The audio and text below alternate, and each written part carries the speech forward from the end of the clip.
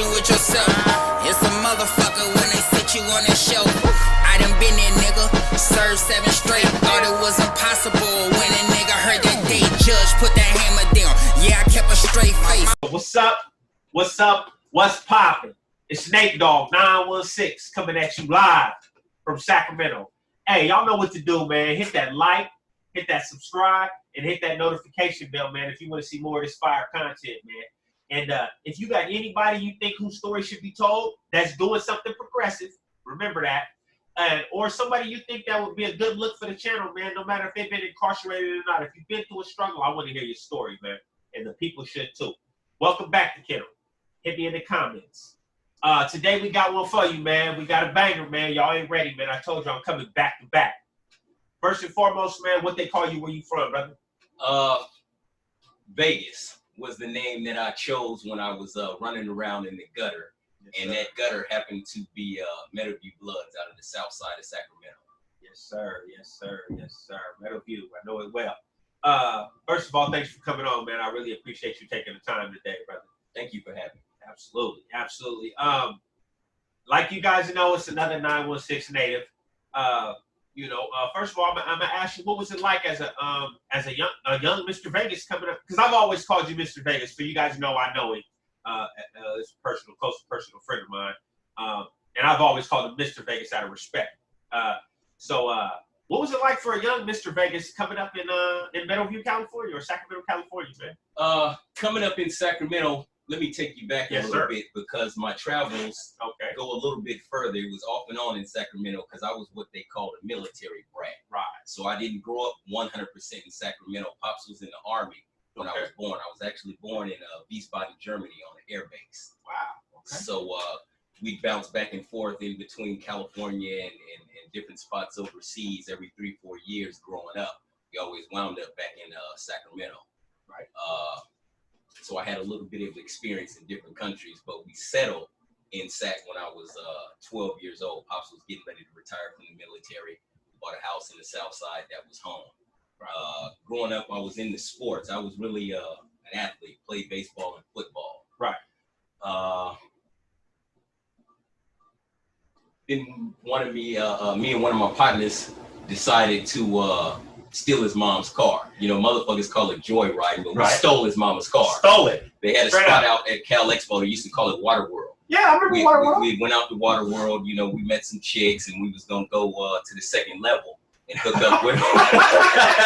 Oh yeah. Little teen nightclub. Yeah, we was gonna go hook up with them later on that evening, but we didn't have no transportation to be getting down to the second level at night. All that motherfuckers used to, take cars. So we took his mama's car. She worked as a nurse. Different shifts, so she was gonna be asleep. Right. Snuck his mom's car out. We go over to Oak Park. We're gonna go pick the chicks up. Turns out they couldn't go. So I think it was a '72 Impala. Ooh. So we just smashing around in it. We just riding around, seeing what it do, and we wound up wrecking it right over on MLK. Oh, right in the middle of Oak Park. Right in the middle of Oak Park. I mean, it wasn't total, but it was fucked up. And it had a for sale sign in the window. She was trying to sell it. Oh.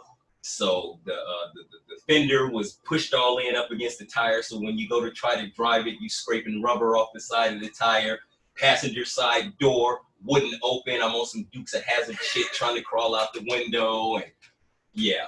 So my parents wound up splitting the cost of the vehicle. I think she was trying to get like $2 grand for it. Right. So my parents paid $1 grand, and she was responsible for $1 grand. So that summer, I was banned from playing baseball. Yeah, because we can't afford to play baseball. You spent that on the car. My summer was spent around the house doing chores, digging up a garden in the backyard for moms, and all that sort of shit after getting my ass beat. No, of course. Absolutely. Corporal punishment was the rule of the day back then. This CPS stuff, this is all brand new. They used to beat our ass in school. It was normal. Yeah, me too. Yes. Yeah. So parents sign a waiver. Go ahead, whoop it. Whoop it. I mean, at the beginning of the school year, it was like sign this, and then when I do something in school, you get sent to the principal's office. You got that paddle. You can take it here, or we can alert your parents. You're not gonna do nothing close to what my parents is gonna do. So let's go on and get these 5 swats. I'll take my swats by the pencil sharpener. Let's go. Yeah. So that was when I really, you know, went off into the streets. Right. You know, so I'm not gonna sit here. I know I hear a lot of cats, they like, you know, grew up, you know, poor and all of that shit. We was poor. Right. By standards, but I grew up in a 2-parent household. I had Right. my mother and father in the house. Right. You know, everything I did, you know, by choice. I wasn't under the influence of nothing. It wasn't you know, I just grew up and my daddy was a gangster and my mama was a hoe. Right. So this is the life these was choices. This is what you my partners was choices. doing. So I went out in the streets with my partners. You know, a lot of these cats I grew up playing sports with, so it was an easy transition for me. Right. You know, these is cats that I was going to school with and I was playing sports with. So, you know, that was just the next iteration of what I chose to do. Right. Okay. So, juvenile. Any did you end up doing any juvenile incidents or you were already juvenile, past I that? did Juvenile Hall, Boys Ranch, and 2 terms in YA. Oh wow. Okay. Yeah. Dang it. Yeah. I heard you speaking earlier, you know, in one of your other interviews about being on some form of probation, parole, Yes. supervision or something. I had been under supervision from the time I was 14 years old until I was, I think, 44. So like 30 years, I was either in pretty much jail the same as or mine. on probation or parole. You were under the gun the whole time. Yes, sir. Wow. Yeah, that's big. Yes, sir. So eventually something came up. Crime came up that led you to being sent to prison for a long time. Was that the first time you went to prison? First of all. That was my first prison stint. Yeah. Okay. First time I went to prison for life. Okay. I went to prison with a life sentence. Right. So I don't know how much you're comfortable with sharing about that story, but you can share whatever you're willing to share with what you were charged with or the crime that happened leading up to that. Okay. I got out of YA on October 10th, 1990. November 1st, 1990, I got arrested on the crimes that sent me to prison for life. So 21 days later. 21 days. 3 weeks. I was on the streets 3 weeks before I went back and went away for life. It was me and 2 compatriots were fresh out. Me and one of them had just got out of YA about the same time, and there was another one, Chuck E. Cheese, rest in peace, Charles Davis from Oak Park. Committed a series of robberies. Right. Fresh out, 19 years old. I got to get this money. Right. So we running around. You know, I had a partner that was locked up, and he had some weapons at his mom's house. So got in contact with him. He had his mom go ahead and give me a pistol. So we was just running around robbing cats. Right. We was doing what they call now carjacking. Back in the day, we just used to call it jacking. Yeah. And we jack somebody in sack, roll out to the bay, we look for D-boys, and we rob them. Take their sack, take the cash, take the car, bring it back to either Sac or Stockton, sell the car. We had cats that was stripping that. That's what we was doing to get money. Right. Some shit jumped off one day where we go to jack this woman for a 5.0 Mustang. She's a citizen. She wasn't nobody that was in the game or nothing like that. We just trying to get transportation so we can get out to the Bay Area. One of my crimees runs up on her with the pistol, and she's grabbing her groceries up out the car, and she don't want to give up the keys. So he pull out the pistol, you know, he put on the mean mug face, and she get to running and screaming and hollering, and the pistol goes off. He shoots himself in his shoe, and we on some real Keystone Cop shit. Right. Now we running. We out in what's called Natomas now, Right. but at that time wasn't nothing out there but the King's Arena. Yeah, the field. So it's nothing but fields. Right. That's all you hear. All in the we fight. know the helicopters is coming. The helicopters, the dogs, we got on red and all of this. We out here in this field. It's like 12 o'clock in the afternoon. We got to find somewhere and get up undercover. Right. Wait, he's hit, but did she get hit too? She didn't know. The gun go off and hit him in Okay. his shoe. The bullet's in his shoe. Oh, okay. All right. He ain't bleeding or nothing like that. So we running. Neighbors is coming out. People spotting us. They pointing where we going. It's you know, it's some crazy stuff. We break into an abandoned apartment. We can hear the helicopter. We hear the dogs and all of that. We 3 of us up in a closet hiding. So we stay there till it get dark. I think I might have fell asleep. It get dark. I wake up. I'm like, come on, we got to get up out of here. We go across the street to a bank, Bank of America. It's a girl coming up out of there, getting off work. So I run up on her with the pistol as she's getting in the car.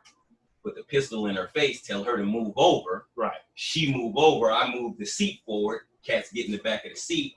Now they call this carjacking. Yeah. They call it this now, but then they wasn't calling it that. We take her to the bank and have her pull some money out the bank. Now what we've just done is a kidnapping If you for move her one purposes place of to robbery. another. Yeah. That's 7 to life. Oh. Bunch of other crap go down. She winds up getting away by the grace of God, because the intention was to, do some bad things and get rid of a witness. Yeah. So now we trapped out by Mather Air Force Base. Yeah. Wow, y'all traveling. We on a journey. We out there by Mather Air Force Base, and we got to catch a cab. It's like, okay, this jacking shit, this ain't working. Not today. Y'all trying to get home. Y'all done went from the north, far north to the far east. Now we got to get back to the south. And y'all live in the far south. And we stay in the south. So we call a cab. Right. The intention is to jump out the cab when we get where we going. Not paying this motherfucker. But y'all got ride. money. We got money, but I'm not paying you to take me to the south side. We on, we on that criminal shit. Yeah. So dude pick us up. We use an alias to call him. He pick us up at the shop on base. Okay. He asked for $35 as a deposit. Right. Again, I'm telling you, the intention is to just jump out the car. But in order for him to take us this distance, he wanted a deposit. So we give him the $35. We sitting in the car, we communicating, with eye contact, like, yeah, so we get where we going. I'm getting my $35. Yeah, I need that back. And everything else you got for your disrespect. Yeah. How dare you charge me a deposit? What's wrong with you? So we get where we going, pull a pistol out on him. He like, are you serious? And all this old stuff. We're going through all of this. And, he felt, real bad about it, because he had been talking to us about his kids on the ride. We playing the role and right. we, acting like real life humans on the ride, and wound up beating him down. And, he's resisting, and he wound up getting shot. Right. So there goes an attempted murder. Okay. In the commission of a robbery. Wow. So this crap is all in the newspaper, because we've been doing a bunch of stuff. Right. Back to back. The police had it down. They was looking for what they call the key gang. Because we was jacking the cats for their car and taking the car keys. Yes. So they looking for these cats that's doing this. Right. So now there's a big write-up in the Sacramento Bee because of the shooting now, because of the actual violence. Okay. And one of my crimies, the pillow talk, kicks in. He's telling his girl about it, because he goes out, he sees it in the newspaper, and he snatches every newspaper there is, like, this is something to be proud of. And he's sitting in the middle of his living room with all of these papers spread out. She's looking at it, it's on the news, and she's like, is that you? Is that? And he's like, oh yeah, that was me and such, and vague, and we did this, that, and the other, and whoopie wham. And my other crimey tells his sister. Now, what's crucial here about him telling his sister is his sister had a dude who was whooping her ass. Oh. So she calls him one day when I'm at his house and tells him, dude won't get up out of here, and he just jumped on me. I grab a butcher knife. When he tell me, we jump in the car, we roll over there. Right. We getting ready to run him up out the house. We get there, my crimey beats him all in the head, and dude is like, man, you tripping. He like, babe, man, do this fool. So I grab the butcher knife. I'm getting ready to go at him. He see that, he bounce. Right. When he bounce, he go around the corner, he call the police. He ain't calling the police to tell him that he done jumped on his girl. He calling the police to tell them what the girl that he jumped on told him in pillow talk that her brother told her. It's the key game. It's the key game. Oh. So we sitting up in there, messing with his sister and all of that. I see the police pull up out front. Where I'm sitting, I got a clear view of the screen door. Right. The police pull up in the front of the house. I tell him it's the police. We hit the back gate. Right. We get up out of there. Long story short, they know who he is by name. My other crimey, the young lady that we kidnapped, he left his ID. He lost his driver's license in her car, so they know who he is. So they got warrants out for him. They got warrants out for my other crimey, and they looking for this third individual. All they got is a black and white sketch. When they go to get my crimey, that they know who he is, right. I'm at his house. They arrest him I'm sitting there with another female. They looking at me. This is back when cats had Jerry curls and all that sort of stuff. So I'm sitting up in here, you know, I'm playing it cool because I just saw my PO this morning. They ain't looking for me. I ain't done nothing. I'm straight. They looking at this sketch. I resemble this sketch. I'm on parole, so they have me violated for being in the presence of another gang member to get me downtown. Yes. They had some people come through, do a lineup, and I never got out. That's how that happened. So I wound up getting sentenced to 17 years running bow-legged with 7 to life.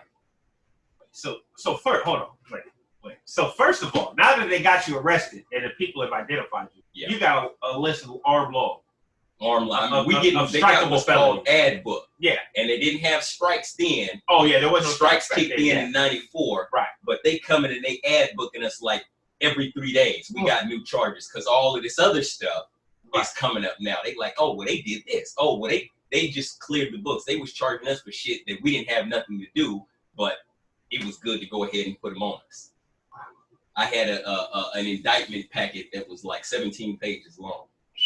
It's like everything that was happening in Sacramento. I mean, they put it all on you. They charged us with crap that I was still in YA when it went down.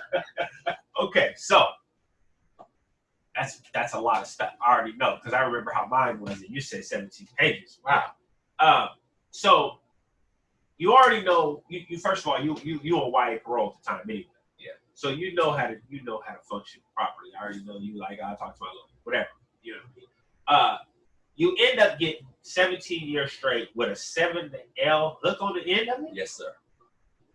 They came with a deal. They offered a deal. They said if you plead guilty, we'll give you 28 years straight and 7 to life. And 7 to life. That was the deal. I took it to trial, got acquitted on a bunch of stuff, and wound up with a guilty conviction in trial with less than the deal was. Right. Wow. So it was better because you didn't take a deal for so much time. Well, I wasn't taking a deal for life. I knew I was going away, and we was like, fuck it.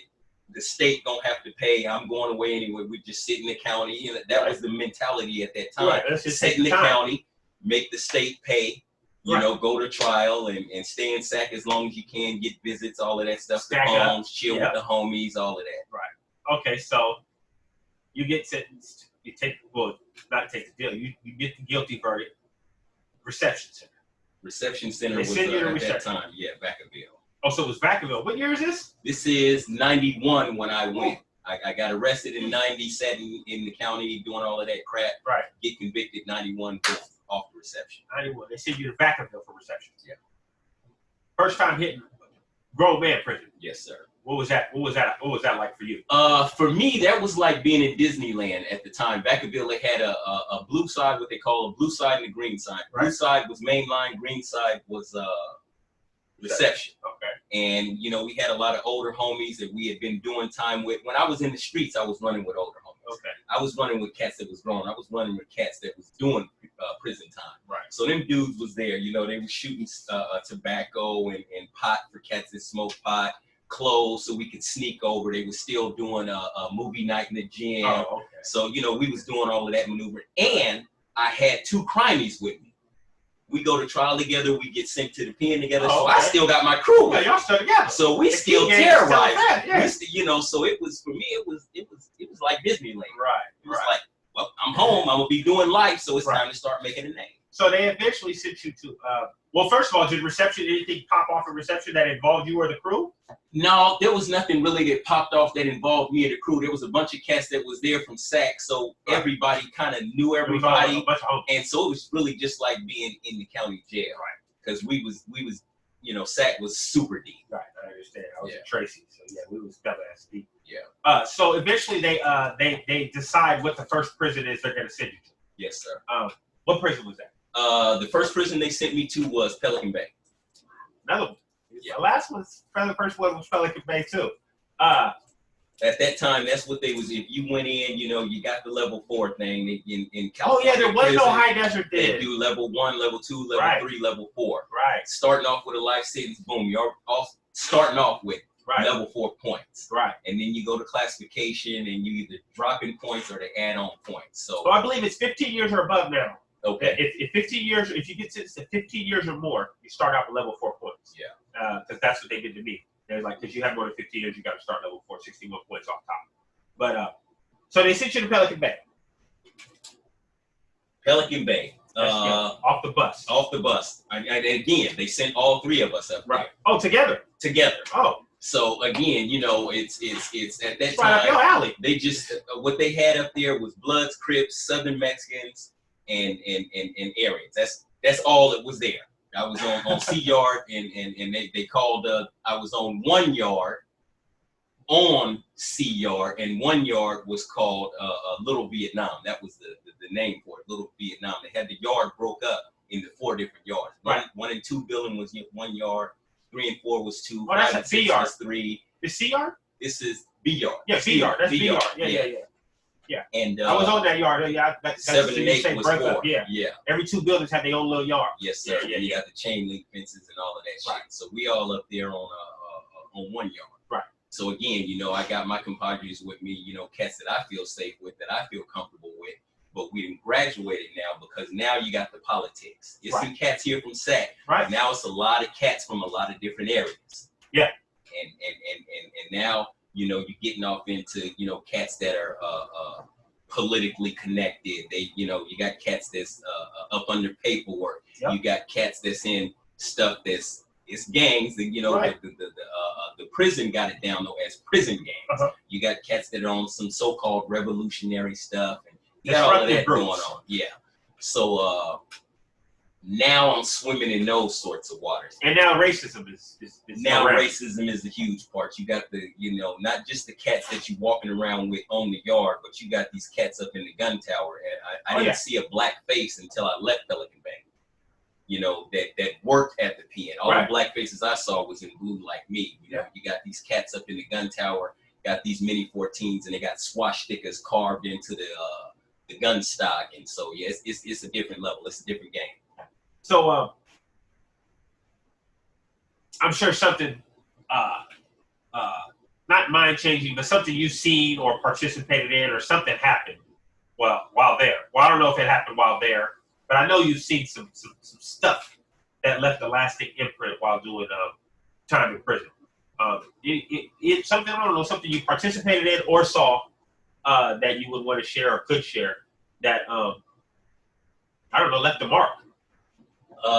Something I'll share, and I don't know if this qualifies as a war story or not. I know a lot of cats be looking for war stories. Right. I don't really promote a lot of that. Absolutely. But something that should have taught me from the gate that prison wasn't shit and the cats in there playing them games ain't shit was go back to the politicking. We had cats on the yard. Now, you know, you're dealing with dudes from all over. So, you know, you got Bloods from LA where this shit started. Right. And then with that, you got cats that are cut. Oh yeah. They up on the paperwork.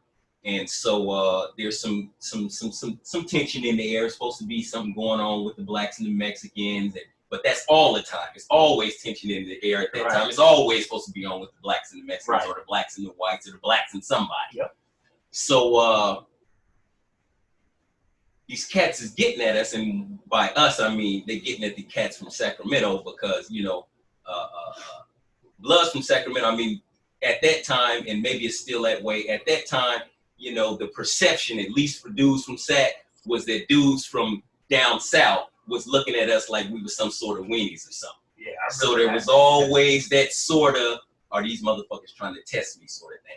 And then there was that mentality. You had cats from LA that's hella cool. I got hella homies from LA that are hella cool, always played straight. But you always got them cats with them Machiavellian intentions, and they back there like they playing chess with people's lives, trying to figure out who's what, who's who, are you down? So they creating scenarios to see, testing cats, trying to see what's going on. Yep.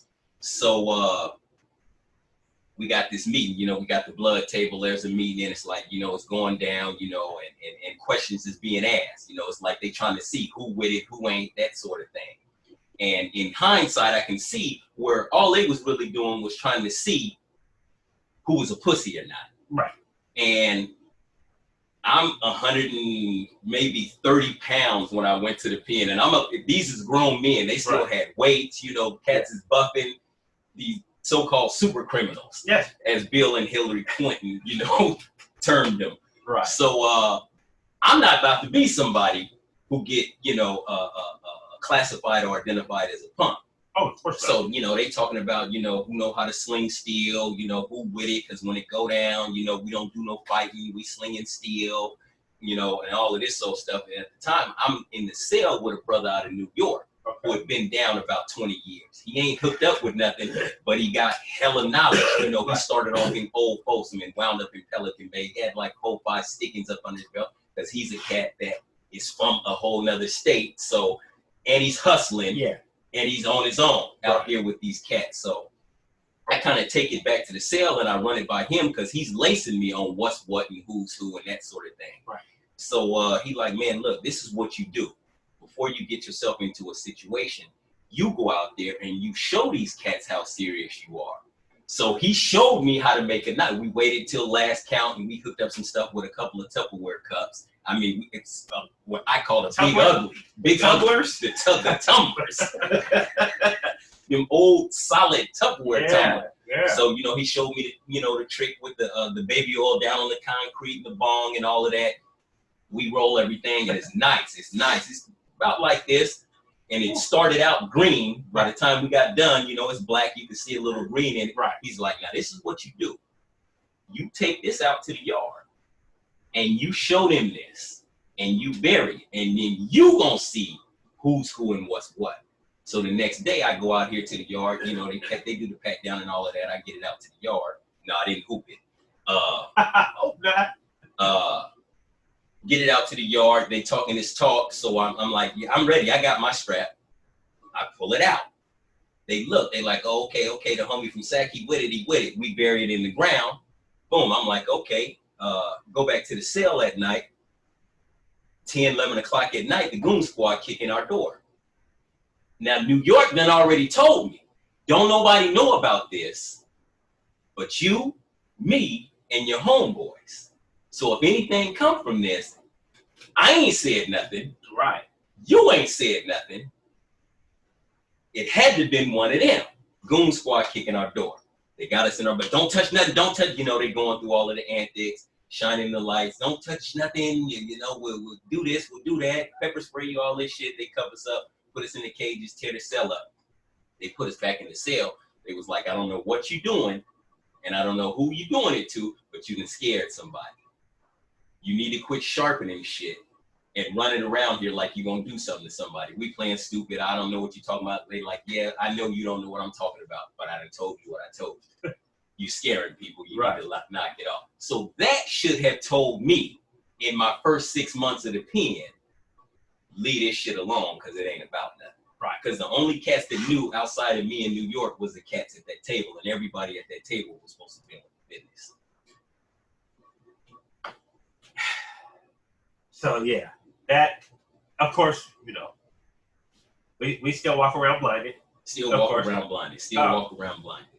But so you end up walking around, participating in the darkness. I'll put it like that. Mm-hmm. Participating in the darkness until at some point you see some kind of light. Yeah.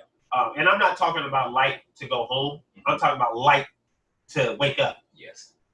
Was that a defining event or a defining moment, or was it like a progression of time? What made you start to change your mentality from we just gonna tear this motherfucker up to, man, I just need to do my time, man. I'm gonna just do my time. That now what you're talking about is what I call my rock bottom, my penitentiary rock bottom. And I hit that while I was sitting in the shoe in Cortland. Okay. I'm on my second shoe now. I wound up committing an offense at Solano. I made it down to a level 2 and 3. I was level 3, and me and one of my younger homeboys ran up in the cell and stabbed a cat, quite a few times and caught a shoe. I went with him because the intention was to kill the young man. Okay. And had they caught us, I was gonna take the beef because my little homie had a date. Right. And I wanted him to go home, but I also wanted him to knock off all of that bullshit. This was on some machismo thing. Right. He running around getting in the fights with cats, and he getting in fights with a bunch of no brand motherfuckers. Right. So if you get in a fight and somebody really dusts you off and fuck over you, and you go into the hole, and there's we ain't got nobody to get no get back on. Yeah, because This dude ain't a part of nothing. Yeah. We can't avenge, you know, your honor. Right. So from now on, he gonna sling steel. Right. So I go with him on this mission to make sure it happened, because I know he ain't never done nothing like this. And it was a situation where I put the challenge out there, hoping that he would see it wasn't that serious. Right. And he called my bluff. Right. Now I didn't put this out there. I didn't said this. Now we got it. So now I gotta do it. Yes, for sure. Cause I can't be no punk in his eyes. So it's a, you know, we both want some dumb Right. shit. Yeah. You trying to do some positive shit turned into you happen to be on some dumb shit. Yeah. Right. So, you know, we wind up going to Cork and going to the shoe. And I was in 4A. And the building was split up in two parts. 4B was PHU. Yeah. And Manson and Sirhan were in there. Right. At this point, I had done so much where they had me classified as standalone, walk alone. Okay. So I'm living in the cell by myself. I'm going to the yard by myself. And I'm watching these cats through the celly port. They're going out to the yard with other cats. Charles Manson ain't never killed nobody. Oh, 484 right. Yeah. Yeah, you talking about 484 right. Yes, sir. Yeah, because I was in 484 left, and they had that whole little sectioned off area where they could have their yard and all that. Yeah. And Manson was out there on 484 right, but if he was on 484 left, he was just in a regular shoe. Yeah. Okay. So he's out there. Now, this is a cat who ain't never put his hands on nobody. Right. But he did this. He was able to talk cats into massacring people. Absolutely. And it got him out around other people. Right. And I'm in the shoe yard in the dog run by myself. Right. So I'm sitting there and I'm looking at this, because you know in the hole in the shoe you ain't got nothing but time to think. And I'm like, how did I wind up here? Now I'm reflecting on my life.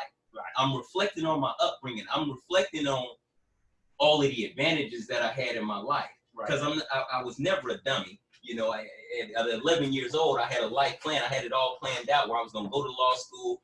You know, I was going to become a public defender, and then I was going to flip it and become a prosecutor, knowing that that was a cool political way to then maybe get a judgeship and get on the bench and do for my people. Right. This is 11 years old, and I'm thinking like this, Right. so I was never a dummy. So I'm sitting here and I'm thinking, how the fuck did I wind up in this position? In a cage. Where I'm sitting in a cage and I'm this far away from death row and ain't killed nobody. Right.